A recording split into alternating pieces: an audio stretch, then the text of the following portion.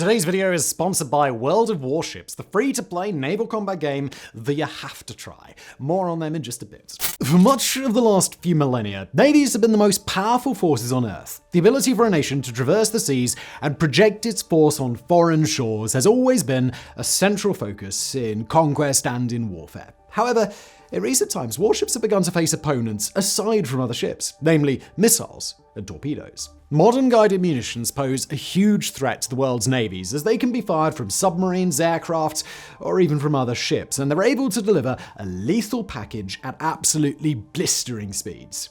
In the continual arms race between offense and defense, navies have invented many different defense systems for these threats, such as fast-firing guns to take out the missile before it reaches the target, anti-torpedo torpedoes, and a whole lot more. But what if we could avoid all of that, and make it so that the missile simply wasn't able to track its target, or so that other ships had no idea their enemy was approaching? This was the idea behind the IX-529 Sea Shadow, the world's first ever stealth ship. And this is her story. So let me interrupt today's video to tell you about a fantastic game that I've been playing around with lately that I think you will enjoy as well. And that is World of Warships, billed as the ultimate naval warfare experience. And I would counter that by saying, isn't the ultimate naval warfare experience being in the Navy at war? But if you don't want that, there's World of Warships. World of Warships is a free-to-play game available on PC and is a fantastic way to unwind. With its best-in-class graphics, you'll feel like you're actually sailing on the high seas. And with its multiple ship classes, you can conquer the oceans your way. You can choose from big-hitting battleships, quick and devastating destroyers, do-it-all cruisers, sneaky submarines, and if the skies call your name, of course, there are aircraft carriers.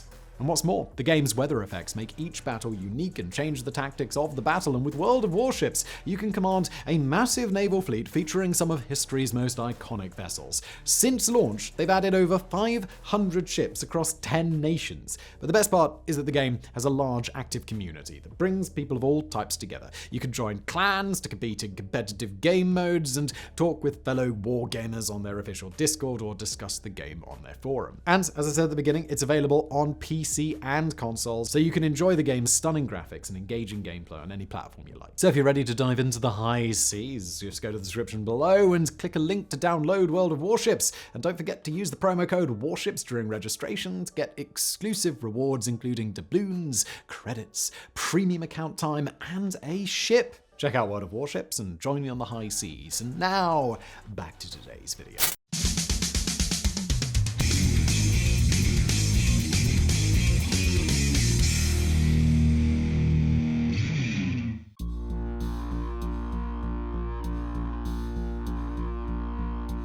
In the late 1970s, engineer Ben Rich was making history. As director of Lockheed Martin's famous Skunk Works, which oversaw highly classified experimental technologies, he was heavily involved in the development of the F-117 Nighthawk, which would later become the first operational stealth aircraft. Based on findings of a Soviet mathematician, the Nighthawk was constructed using angled edges to scatter and reflect radar waves, as well as a radar-absorbent coating, making it nearly invisible to enemy radar. One day, Rich had an epiphany when a company photographer complained that his Polaroid camera was defective and was only able to take blurry photos of the Nighthawk. Ben reassured him that there was nothing wrong with the camera, and the reason the photos turned out blurry was actually the aircraft's fault. This was because high-end Polaroids at the time were equipped with a sonar autofocus, and the Nighthawk's stealth coatings and shape interfered with that, preventing the photographer from taking a sharp, clear photo. After this exchange, Rich suddenly realized that the same situation might unfold if stealth technology were used to create a submarine, making it invisible to military-grade sonar underwater. He and a close team quickly met up and threw together a small model comprised of two small submarines, a standard one and a one with the stealthy angled edges roughly copied from the Nighthawk, and they tested them in a sonic chamber.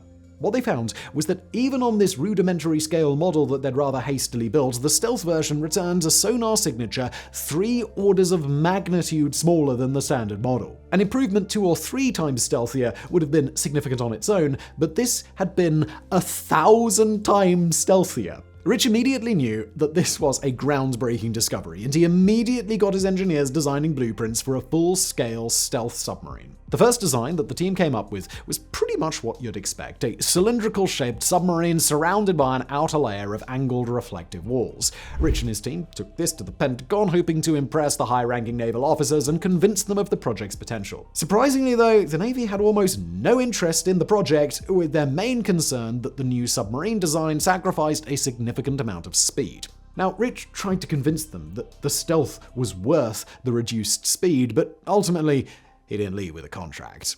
Just when it seemed like the project was destined for the trash can, one of the engineers working at Skunk Works mentioned to Rich that in a recent trip to Pearl Harbor, he'd seen a demonstration of something called the SWAT, which stands for Small Water Area Twin Hull. This prototype twin hull design had been proven to not only be faster than a conventional hull, but also to be incredibly stable even in rough seas. Rich realized that this stability and speed were just what he needed to save his project, and so the idea of a stealth submarine was tossed in the garbage in favor of a stealth ship. When everything was ready, Rich showed up at a meeting in Washington and was finally able to secure a contract through DARPA on the grounds of testing stealth coatings and designs on watercraft. Specifically, they were keen to figure out if the corrosive, brutal environment of the salty oceans would be too much for the delicate works of stealth machinery. Within weeks, the beginnings of what would become the Sea Shadow began to materialize.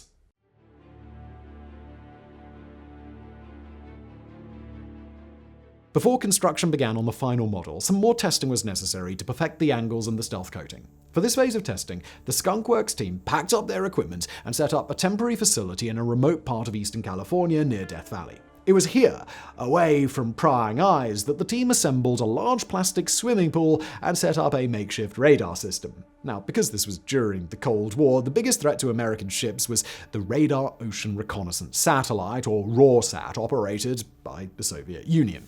These satellites, which were powered by nuclear reactors, were equipped with radar that utilized X-band, or a frequency between 8 and 12 gigahertz. RORSATs were extremely effective at locating and tracking NATO ships, and they would be the Soviet Union's key to hunting them down if a conflict were to break out. Imitating this type of radar, the team tested the effectiveness on the model in their swimming pool, and when it was shown that the ship was indeed very difficult to spot, the Navy approved additional funding and the project was moved into Lockheed's Advanced Marine Systems Division, and the construction of a prototype was underway. The Sea Shadow's construction took place in Lockheed's facility in Redwood City, California, but in quite a peculiar way. Because this project was highly confidential, they needed to be sure that nobody without proper clearance knew what was going on, and they also had to be sure that Soviet satellites wouldn't spot the project from above while it was underway. To get around both of these issues, the Sea Shadow began its life inside of the Hughes mining barge, a large submersible barge that was originally constructed to take part in Project Azorian, which was an ultra-top-secret mission to retrieve a sunken Soviet submarine from the bottom of the ocean. The barge acted as a floating dry dock, and its large internal bay was the perfect place to assemble the Sea Shadow. Piece by piece, the stealth ship's parts were shipped to the barge and added together, and the strange ship slowly began to take shape. There were a lot of hurdles in this phase, like the fact that it turned out to be really difficult to get the heavy ship parts up onto the top of the ship since the barge's roof was in the way and there wasn't a whole lot of spare room. To get around this, the team waited until moonless, pitch-black nights, ideally paired with good cloud cover, and opened up the top of the barge to lower down the upper pieces onto the ship before closing it up again. As you can imagine, progress was really slow, but it was steady, and the Sea Shadow remained invisible. Finally, construction was finished sometime in the early 1980s, and the world's first stealth ship was ready for testing on the open seas. What Lockheed had created was a pretty unique sight, a dark, boxy craft that was unlike anything that had been seen before, and it had a price tag of $50 million.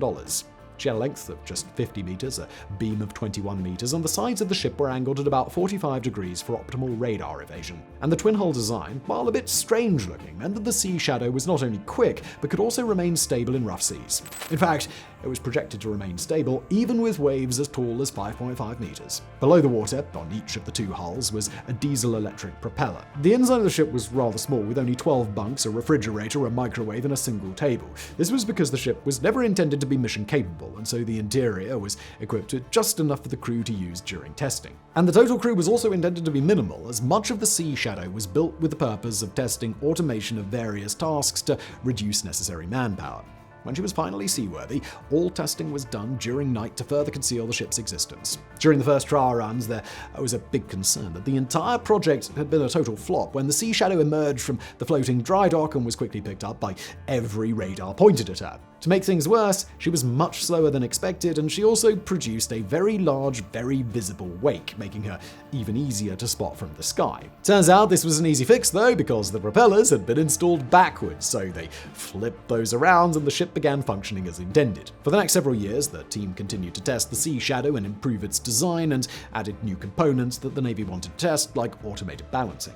Still, after all this construction and several years of testing of such an interesting craft, not a word of it had reached the public. That was until Easter Sunday 1993, when the Sea Shadow was finally revealed to the public when she emerged from her floating dry dock in broad daylight near Santa Cruz Island off the coast of California.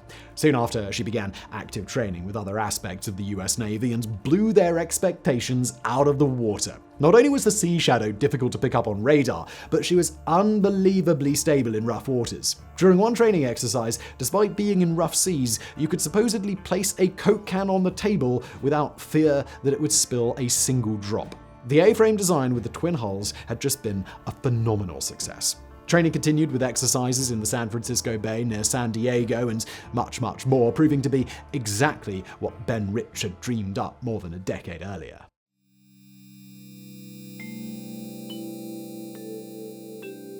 Despite being everything Lockheed had wanted, stealthy, quick, and stable, the Sea Shadow struggled to find a permanent place in the US Navy. After all, it was never the Navy's intent to deploy the Sea Shadow deep into enemy territory. It was more a vessel for experimentation.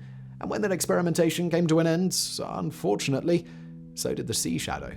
Her number of training missions slowly declined until 2006, when the US Navy announced they were officially retiring the Sea Shadow and putting her up for auction to the highest bidder. They were hoping that the ship, as well as her unique barge, would be set up somewhere as a museum. But interest was low, and nobody took them up on the offer. Finally, in 2012, she was sold to Bay Ship and Yacht Company, and as agreed to in the contract, she was dismantled and scrapped. The Sea Shadow may no longer be a part of the US Navy, but she more than left her mark. And this is aside from the fact that she was featured in James Bond Tomorrow Never Dies as the villain's lair, albeit under a different name. The experience she gave the US Navy has been widely applicable. USNS Impeccable, for example, has a similar frame that was directly inspired by the Sea Shadow, giving her unparalleled stability during ocean reconnaissance missions. Lessons learned in stealth have had wide applications to the world's navies, giving rise to the iconic Zumwalt-class destroyers and many other low-profile ships in navies across the globe. Its technology was even applied to submarine periscopes to reduce their visibility on enemy radar during use. When all was said and done, the Sea Shadow, despite being top secret for much of its life and never seeing any real action, has left quite the impressive legacy. And that's all for today's video. Please don't forget to check out our fantastic sponsor, World of Warships, and join me on the high seas. Click on the link in the description and use the code WARSHIPS during registration to get your exclusive rewards. And thank you for watching.